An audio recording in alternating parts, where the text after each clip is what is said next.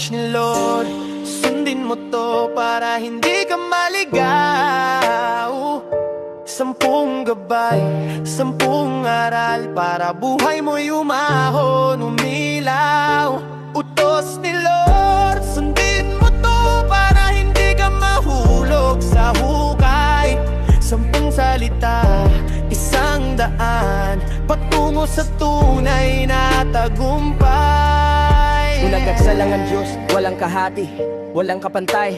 Huwag kang luluhod sa Diyos-Diyosan na gawa lang ng kamay. Pangalawa, huwag mong gamitin ang ngalan niya sa biro. Respeto sa may likha, tandaan mo to, amigo. Pangatlo, magpahinga, Sabat day huwag mong baliwalain. Bigyan mo siya ng panahon bago ka magpunta sa lakad mo rin. Pangapatigalang mo magulang mo, di sila perfect, oo, pero sa kanila nagsimula ang lakas at buhay mo, bro. Utos ni Lord, sundin mo to para hindi ka maligaw.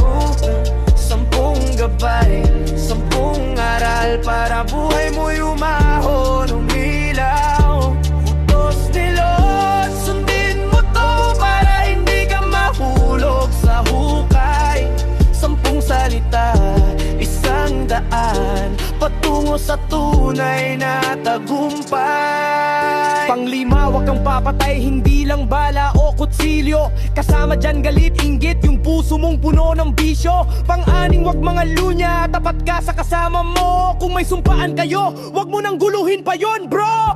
Pang-pito, bawal magnakaw, kasi karma mabilis. Di lang ba kinagbarada, kasi oras, respeto, prinsipyo rin yan, ses. Kay Lord malinaw, wag kumuha ng di sa'yo, kasi ang tunay na yaman siya mismo ang nagbibigay, tol.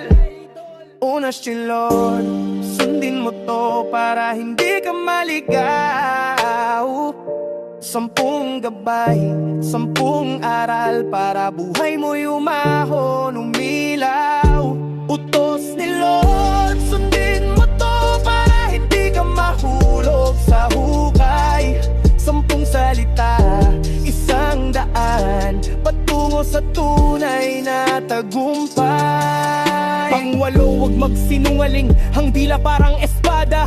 Isang salita mo lang, may pamilya nang nadadala. Pang shop, wag mong i-claim ang asawa ng kapitbahay. Respeto sa tahanan nila bago ka lumapit, umatras ka na. Pang 10, content ka lang, wag ka mainggit sa gamit. Tiniwalang, pinagdaanan mo lang, tigil na sa inggit. Kung ano meron ka ngayon, gamitin mo ng tama, kasi pag inayos mo buhay mo, si Lord bahala sa dagdag biyaya.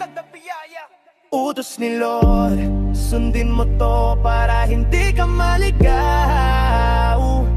10 gabay, 10 aral para buhay mo'y